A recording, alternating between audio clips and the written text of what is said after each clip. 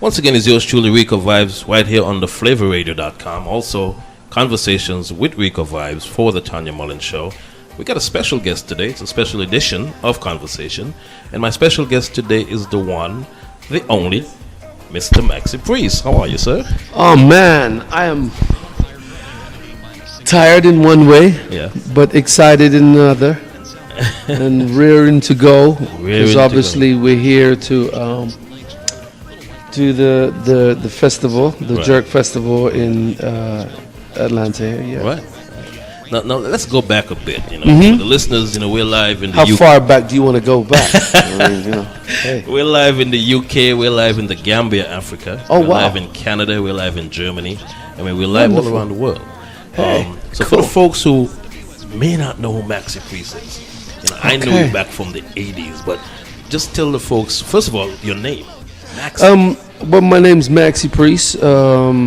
I created from 12 Tribe of Israel. I'm from the tribe of Levi, and the Levites are the priests. So, and I was born or christened by my parents as Max Elliott, and I just thought it kind of made a nice little ring to it. And now when you look back at it, I don't think there is anybody else out there that's named Maxi Priest. No, not at all. So, how did the priest? It's very strange because when you look at it that way, then you kind of think, well, then maybe this was my destiny. Right. You know what I'm saying? This is how things were supposed to unfold for me. Maxi Priest, as I said, is from the 12th tribe of Israel. So my name Max, and then Maxi Priest. Gotcha. There you go. Gotcha. Yeah. So how did you get started? When did you get started, and how did you get started? I'm not very good at dates, for one, but I've been around sound system from a very early age. I would say in the 70s, middle 70s. I've been around sound system. I kind of, at the time, I thought, damn, all my life, Right.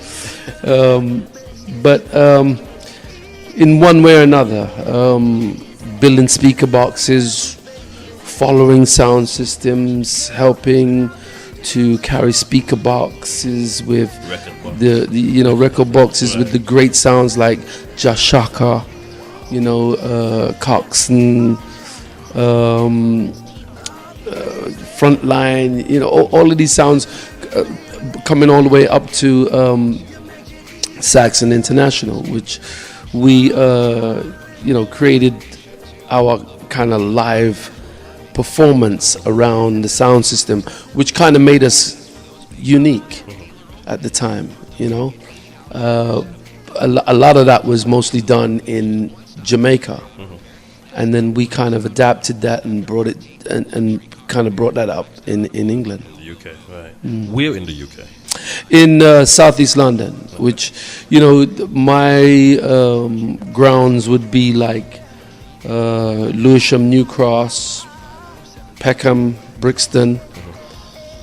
Those were our areas. But with sound system, you become a young traveling man, right. Because you play north, south, east, west, London, and then outside of London, traveling to Birmingham, Manchester, Leeds, Liverpool, all of these different places that a lot of folks in our area wouldn't necessarily have traveled to. Now, growing up, who did you listen to? Who was some of your favorites? I listened to so many different people. It's only now that I kind of look back and I think to myself, well, it's weird because I used to listen to a lot of musicals. And, I can remember my brothers and sisters and would want me to kind of turn it over, can we watch something else, some cowboy movie or something like that. And I just would be so intrigued with, I guess, the art of singing. Not really conscious. I guess conscious, but not really knowing exactly what I was doing with it. You know what I'm saying? But from a very early age, I figured out that I could open my mouth and kind of make a sound that would somewhat be pleasing to the other folks around me, and also it would be a sanctuary for me. It would be a place where I could go to, whether I be happy, sad, upset. I could always go back to that and sing and somewhat feel at home, or feel comfortable, or feel comfort. So at an early age, you knew this is what you wanted to do. I'm sitting here going, I knew that, but it was more of just a natural reaction. And if somebody pinches you, you kind of know it hurts. Do you know what I'm saying? And if they pinch you here, you kind of know where the spot is. And that's how it kind of felt with me, with my voice. I just felt like I had the spot in my DNA, in my makeup, that I could go to, for any kind of feelings, and then consciously or subconsciously, like I said, I would watch a lot of these movies, singing movies with Dean Martin and Frank Sinatra and all of these kind of cats. And obviously at that time I didn't know what I was going to end up doing, but I just nurtured that feeling. And then obviously with the support of also my family, because we come from a very church background. My mother was a missionary in Pentecostal church. So all of us grew up in church from baby. You know what I'm saying? We were in the church. If my mother was pregnant, we were in the church, until we were born, and we grew up in that. And so singing was a part of my family. It was a part of it's a part of our culture. It was a part of our way of life, that I guess when you think about it and you look back at let's go way back to slavery, you can understand, or I can understand now where the attachment. Absolutely. You know what I'm saying? And also being able to sing, I can definitely understand that. It was a place where it was weird, because I would find myself, we only had a 3-bedroom home with 9 brothers and sisters. You know what I'm saying? And they would find me under the bed, because the home was very strict. One TV, very strict, and sometimes you just want to find somewhere to get away. Do you know what I'm saying? And under the bed was your place. Hey, it sounds weird, but at the time it was the right thing to do. Gotcha. Do you know what I'm saying? Because you have to understand, our parents, them are one of the first set of people them to kind of come to England. You know what I'm saying? Migrating from Jamaica, and then with facing all the racism and all that kind of stuff that came with it. So you can imagine a working man, maybe £25 a week, feeding 9 kids, trying to keep everybody together. So if we were watching the TV, then everybody would be in the front room. Do you know what I'm saying? And make sure the light is off. Yes. Make sure you don't waste no electricity. Make sure you don't do this. Make sure you don't do that. And obviously at the time it was frustrating. You couldn't understand it. Right. But now, as a man, you look back and you think, wow, I have so much respect for my parents and parents of that era, Right. that were pioneers for us. Do you know what I'm saying? We were angry. We couldn't understand. We never Of course, you're kids. really get You're it. kids, You so know what I'm saying? Yeah, you wouldn't understand. You're Yeah, right. Right. So I guess the point that I was making is that we couldn't really go out. You couldn't go in the garden. You couldn't go out the front door. Do you know what I'm saying? Because the neighbor was white, and then they wouldn't agree with my parents, and it's just weird, But that was just my dad just trying to keep, Family together. keep everything together. Come on, let's keep this together. Now, being around sound systems as early as you have, how do you think that influenced you as an artist? Oh, I mean, massively. Both my life and obviously my life is being an artist, Right. but both just a way of life growing up in England. The sound system did so much. It brought a massive camaraderie amongst ethnic people, and then going to school with white people also brought them into it. So it brought a unification, a way of life, and it was a grounds to share our culture and exchange our thoughts without racism. Do you know what I'm saying? Did you experience a lot of racism back Oh, in those massively. days? Yeah. Really? Yes. Going to school and fighting and How did you handle it? people How did telling you deal- go back home, and you kind of wonder where's home. Wow. Because you were born in England. Yeah, and then you're kind of going, but in saying that, in the back of our heads, we always knew that there was a home that our parents spoke about. Other than the Yeah, UK. Right. do you know what I'm saying? So Right. it kind of made you feel, I'm somebody. Gotcha. Don't play with me. I'm somebody. Right. I am somebody, and that would give us groundation and somewhat not be such an easy pushover. Gotcha. And it was that anger and that many of us who grew up under the same kind of situations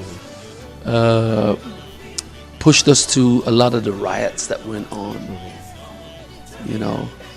Standing up for ourselves and the support of a lot of liberal Right.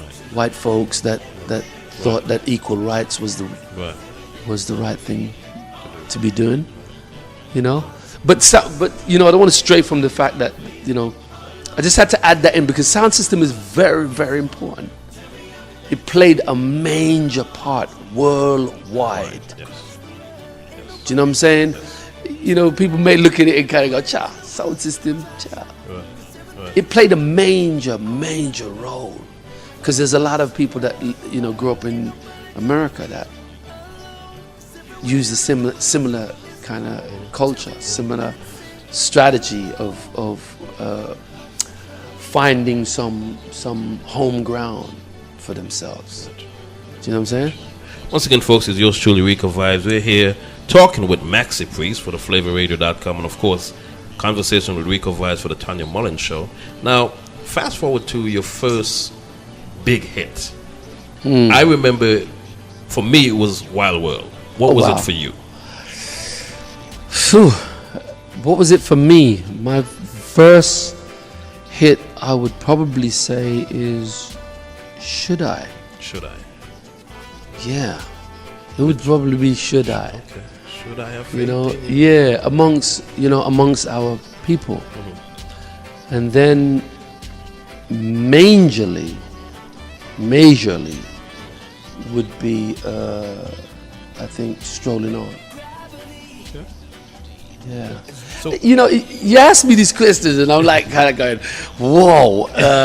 And I should know these answers, but it's like, to me, I just have this fuel in me that says, every day is a new page, and I tend to kind of look forward in creating a new day, more so than looking back. So sometimes other people have a lot more information than I do of my own self. Well, I'm going to throw out a lot at you, though. For instance, house call. House call, yeah. You know, what does that brings to mind when I say the name house call? Well, it adds to the sound system situation. Okay. You know, by that time I had already had quite a bit of success. Right. I'd already been out there, Right. major record company for Right. a period of time. And I met up with a specialist who was managing Shabba at the time. Coming from a similar kind of background, sound system and also music. Right. But my drive was always that I always supported DJing. And I don't mean DJing as in spinning records. Right. I mean DJing as in what you might call rapping Right. today. Right. You know? Right. Being around the sound system, I was around the sound system with Philip Levi, Peter Kin, Smiley Culture, Tipper Irie, you know, Asha Senator, and the list goes on, you know. And that was my life. You know, that was how I was the singer amongst all of these DJs. Gotcha. So when I got a break in the situation, I always wanted to have this combination of singer, DJ, you know? And what better person to pick, you know? So or what was better, that your choice to pick? You know, like, it was very much, I don't know whether it was my choice, but it was very much my asking. gotcha. Do you know what I'm saying? I'm not going to sit here and say, oh, it was my choice to do this or that. I'm going to say that me and specialists sat down and we spoke about this numerous of times. Do you know what I'm saying? And we just thought that the success of both people made sense. Gotcha. And also we're coming from the same kind of grounds. So we're on the same road trying to make the same grounds. So, you know, as the old saying goes, you know, two heads better than one. Roberta Flack. Well, Roberta called my home. Called your home. Yeah. How many people can say Roberta called my home? She called my home. Yeah. And my sister answered the phone and told me Roberta Flack's on the phone. And I sat there and I thought, joke business you talking about. Roberta Flack calling me. And wow. I got on the phone and I wasn't sure. And she asked me if I would be interested in doing something. And you know, that in itself just. So when did you really realize that it was her? Like, when did you start saying this? I guess when we, you know, as you talk on the phone, you begin to understand the kind of deal that is putting out, or the suggestions that are being put out on the table. Gotcha. And who we would work with and how we'd get it done and so forth. Then you soon start realizing whether it's serious or not. But working with Roberta, I just felt like, wow, I've achieved something. Yes. You know, I can turn to my parents' age group and say, I'm doing something with Roberta Flack. They can recognize that. And it was a beautiful song. They understand it. Beautiful song. Set the night to music. Yeah, they understand it. And the reason why I say this, right, is because I just think that when you somewhat have a support from the elders before you, I think it gives you groundation. Yes. Absolutely. I've seen so many artists come out, and what they're doing has no love from the elders, and it's almost like a weak limb. Am I making sense? Oh, here? absolutely. Absolutely. Do you know what I'm saying? I understand. And I just feel like being part of the elders, or the elders being able to say, I like that. It just means, I think it Some means kind of a lot. validation. It's a validation, exactly. Once again, folks, we're talking live with Maxi Priest. Now, one of my favorite songs, and a lot of folks in the Caribbean community probably don't even know this song, but it's Leave It Now, Oh wow. Maxi Priest, Wait in Vain. Well, they know the song. They know the song, I mean, of course. It's a Bob Marley great classic. Bob Marley classic. But your version with Leave It Now to me, is a classic. Yeah. I mean, it took the song to another level, in my opinion. The album was called Marley with a Twist or something like I don't this. remember the album, to be honest with you. Yeah, well, don't ask me either. But But that song just stood out. yeah, How did that collaboration come about? again, Lee asked me to do a duet, and Lee Ritenour is a big man Yes. in the thing, and also a different angle from where I come from, which to me it broadens me, is what I think. This is my opinion. This is not anybody else's opinion. Right.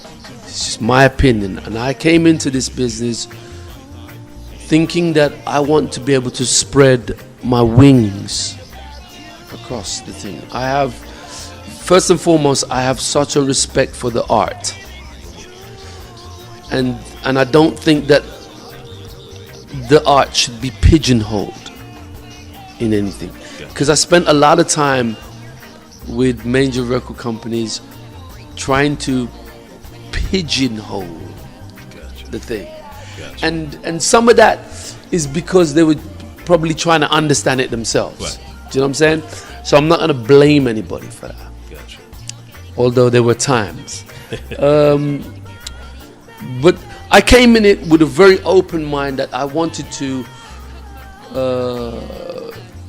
spread the music across the world to all genres, to spread the art across to all genres, share the music with all black, white, blue, pink, it doesn't matter where you come from, people. And I think I got a lot of that from the inspiration of Bob Marley, because it's my opinion of what I thought that Bob was doing. Gotcha. Because I thought that Bob was somewhat breaking it down to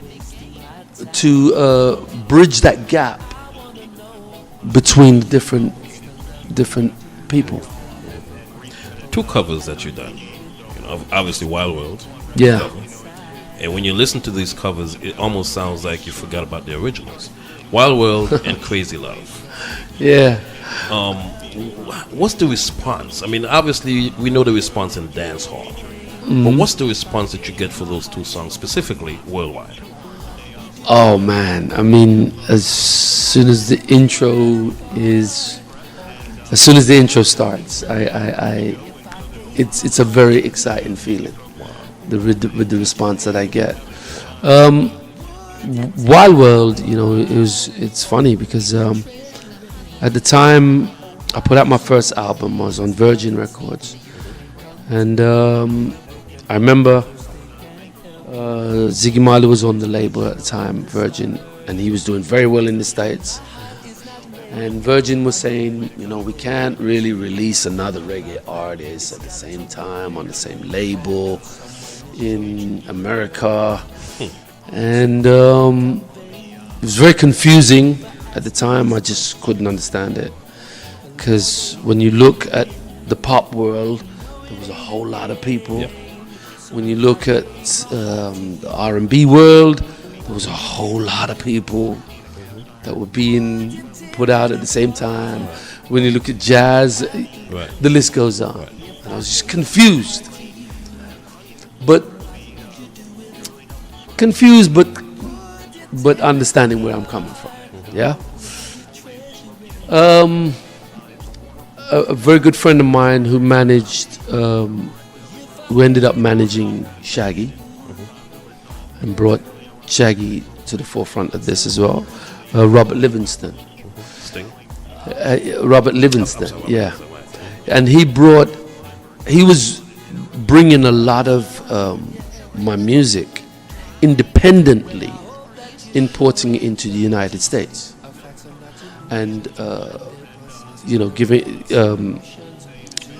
doing business with a lot of the record shops at the time, and based on that, forced the hand of Virgin to then release my album. Wow! And then when the album came out, flying goes Wild World in the top of the reggae charts, 5 in the Billboard charts, in the R&B charts, and crazy enough in the country western charts. Really? Yeah. So it just, it was like it was there, and we were just fighting to get this thing out in the States. And Cat Stevens, have you ever met him? never met him. I remember around about that time, I don't know if you remember, they were trying to boycott him. Yes. And all of that. And for the grace of God, my thing was just cutting through all of that. Yeah. Wow.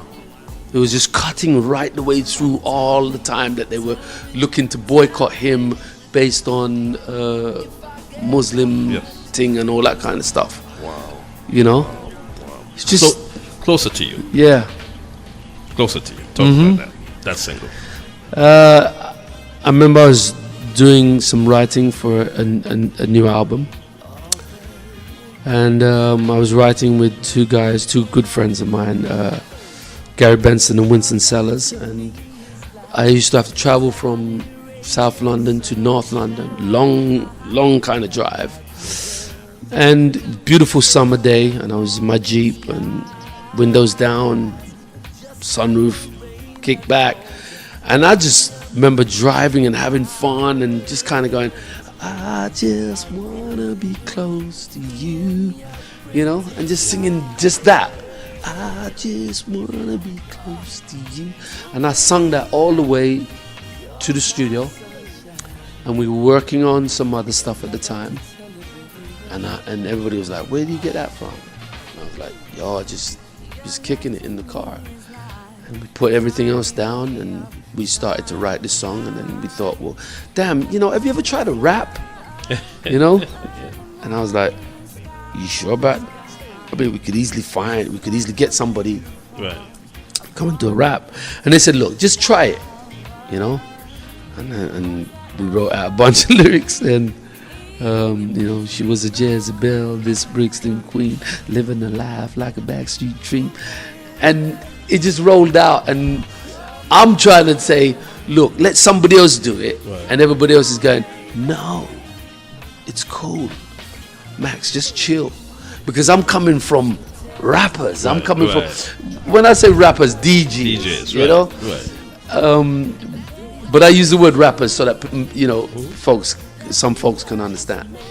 And I'm going, it ain't legit, and they're going, it's cool, it's okay. And I guess the rest is history. History. Fast forward 2014, you released Easy to Love. Yeah. Talk about that album. I know the last time I interviewed you were here in Atlanta performing at Footprints. Yes. And you were talking about the album coming out then. It hadn't been released yet. Okay. And you were talking about it's going to be a wicked album. And it was about maybe a year and a half before. And I guess I prophesied something. Yes. Damn. And then I heard VP Records sent me the album. and I sat down and I listened to every track on the album. Well, I must say it was a well-produced, or is a well-produced album. Thank you. What went into that album? What labor of love went into that album? Exactly that. Love, you know.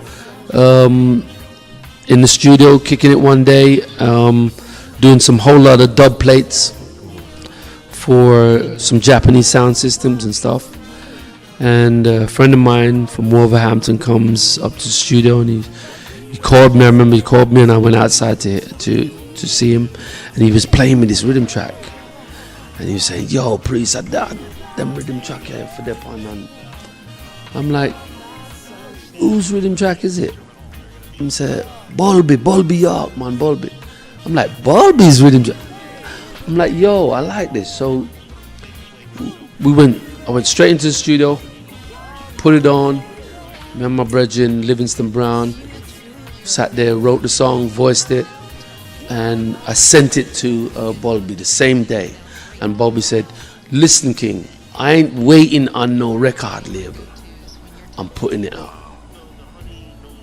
And I said, "You know what? I ain't stopping you. Do what you're doing." And he put it out, and love. And then VP started to talk to me about maybe we should do an album. So prior to that, you weren't thinking about doing it, because it was a space in between albums. Yeah, because, you know, I spent many years. I spent 16, 17 years on Virgin Records. And when I was no longer with Virgin Records, you know, I was just trying to find where the music business was, because with the computer coming in, the downloads, the business was just changing right before my eyes. It was just changing. It was very difficult to understand where the goalpost was. You know, you kick the ball, the goalpost move. Right. You know. Yes. And it went on like that for a while, and I just thought, you know what? Let me go on tour. And obviously I'm fortunate enough to know that I had a few hits, and I've got enough of a package to kind of keep me going. And while we're touring, we can then kind of think about where it is, or let it settle for a minute. You know what I'm saying? And I kept going on, and the time kept burning, and I'm getting frustrated, and I'm making records, and we're making ton loads of records, but not putting anything out. Do you know what I'm saying? So it's just very strange that Bulby would call me down the phone after me sending it to him, and say to me, "I ain't waiting on no record company." Do you know what I'm saying? And by me allowing him to fly the gate, I realized that maybe people like me, or maybe people still kind of into what I do. Do you ever get a doubt? It's not a doubt. It's just that I'm not cocky or not big-headed. That's not my life. I come from a very humble background, and you know, I like to stay humble. I love my integrity. I love that about me. That's the one thing I like about you. When I met you for the first time, you were very approachable. You know, you joke around with everybody. Yeah, and there's no other way to be. I don't see any other way. Right. I don't know why there is any other way, because at the end of the day, we're born, we live, we're dead. You know, and that might sound so harsh, but there's 2 tickets that we get, and you can't run from those 2 tickets. One in and one out. It's what you do in the middle. So no care how much money you have in the world, you know what I'm saying, you're gonna leave it. Once again, folks, we're sitting and talking with Maxi Priest. Now, the collaborations we just talked about, you've done many. Do you have anyone that you would have, you know, on your wish list, so to speak, your bucket list, so to speak? I mean, there's so many because I have such a love for the art of this music. I'd love to do something with Rihanna.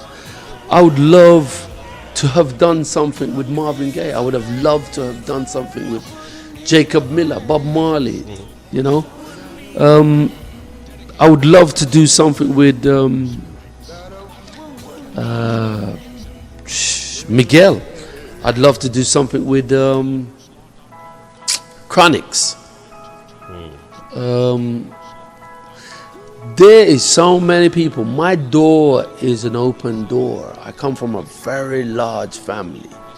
I love people. Gotcha. Do you know what I'm saying? Gotcha. It's not a sit down and it's all about me kind of thing. Do you know what I'm saying? It's about all of us. And it's up to all of us to be a part of creating this thing into something tremendous that when we're no longer here, somebody might talk about it. Wow. Is that what you want your legacy to be? It's not that I'm sitting here thinking that's what I want my legacy to be. I just know that before me were prophets. Moses and David and Solomon and all these men were real men. Right. And we are here today still talking about them. Absolutely. And I believe that each and every one of us has the power to be recognized in that way. Do you know what I'm saying? We have the power to do something valuable within the time that we have. Is there anything that you haven't done? Not just in the record business, but just there's a lot of things I haven't done. You wanted it. Wow. There's a lot of things that I haven't done. There's a lot of things that I would love to do that maybe I don't necessarily have the equipment to do. How about kids? Do you have kids? Yeah, I have 8. 8 kids? Yes. Wow. I have 8 wonderful kids. Wow. Okay. You know? How old is the oldest and how old is the youngest? The youngest one is 18. And the oldest one is up there. Okay. Okay. Once again, folks, we're talking live with Maxi. Please, before you go, man, what message? You know, we've talked a lot about different things in this time that we've been talking. But what specific message would you like the world to get? Love. From Maxi. Love in its entirety. Love in every aspect. Respect in every aspect. Appreciation for other people, from people from different cultures, you know. And I truly mean this. You know what I'm saying? I want us to find a solid unification so that we can make the world a better place. What are you working on now? What's for 2015, 2016 and beyond? What's right now? Honestly, I'm working on this album. Easy to Love. Yes, okay. Because as again, the business has changed. Gotcha. Do you know what I'm saying? Mm-hmm. And it's a big, beautiful world out there. So we have to promote this. You know, by talking to you, by you doing your thing with it, helps it to promote. Gotcha. Do you know what I'm saying? And then now, hopefully, out of what you do, we get another 15, 20 people out of it that promote it and move it along. And even though there's internet, you know, we still have to do the footwork. Yep. You know, and that requires time and effort and dedication. You know, it would be very easy for me, especially in this day and age, to just go in the studio and make more records. Right. But make more records to pile on top of more records, that don't make no sense. Gotcha. It doesn't give the album a chance to then survive a period of time. So by that notion, what's the next single? At the moment, we have some new singles that there's a lot of remixes going on. Okay. As well as we've also decided to put out a new single just as a gift, you know, because people's attention span seems to be very short nowadays. Very short. Do you know what I'm saying? Yes. So, you know, out of respect for the support that they've given us with the album, we're putting out another new track, and then we'll warm that to the next progress, and then we might put something out new again, and then we'll warm that to the, you know, that's the strategy. I know there's a video for Easy to Love. Is there any? We intend to do video for this for this album, which is the conversation that we've been having so far. Gotcha. Again, and also I've been touring, you know, so, you know, in order to do videos, you also got to be one place at the same time. At the same time, sure. So, I'm one person, and until they clown me, then clone me. Clone you. Clown me. Clone me. Now, you know, again, I guess I got to work with it. The ladies love you. You know, I went to the last show you did here at the amphitheater with Beres last year, and you came down into the audience, which is something that not too many artists do. and I mean, you just tore it up. So sing something. I mean, again, we're live in Gambia, we're live in Germany, we're live in Canada, all over the world. Just something, anything for the ladies before you go. Baby, I've been up and down this whole world, I've been around. Something special in you I found. You lift me up when I am down. Girl, you make it easy, easy to love you, baby. I know the ladies gonna love that, man. Social media information before you go. Let them know where they can follow you on social media. Instagram, Twitter, The Real Maxi Priest, Maxi Priest, Facebook, and I'm sure if you type in Maxi Priest anywhere on that internet, I'll come up. Do you have a website? Yes, www.maxipriest.com. Okay, all right. Simple enough. All right. I can't believe I stuttered. You know, And because we're so into Twitter and Facebook and all that kind of stuff. It's like, wow, webpage. I went onto your Twitter earlier and you said, "Oh, I'm on my way to Atlanta." I think it was 2 posts you did earlier today. Yeah. Easy to Love is the name of the album. That's right. That's where we're at the moment. I mean, we've been playing it for the last year and change. Well, you know, back in the day for us, you know, an album would last 2-3 years. You're right. You know, even 4 years. Yep. Do you know what I'm saying? Yep. And I think that we somewhat need to keep control of that. Yeah. Because too much of anything can be good. Sure. Do you know what I'm saying? More quality than quantity. Easier said than done in this day and age, though. It is easily said and done, but until we have some form of control over that, I think a lot of good things are going to slip through the crack. And it's happening. A lot of good things are slipping. Exactly. And then we're wondering, how come this artist don't get a breakthrough? Yeah. Or how come this artist don't get a blind or whatever? Because it just seems to be like a mill. And it's very difficult to count the chips off the wood when it's going through the mill. Sure. It's almost impossible. Exactly. And I think we need to address this. We need to address that. Because even songs now, when they're being played by a lot of DJs, are not 3 minutes long anymore. Yeah. You're right. They're a minute and a half. You're right. 2 minutes. You know, and we somewhat got to have some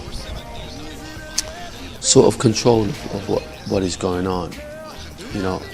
You know what? It's a pleasure meeting you again.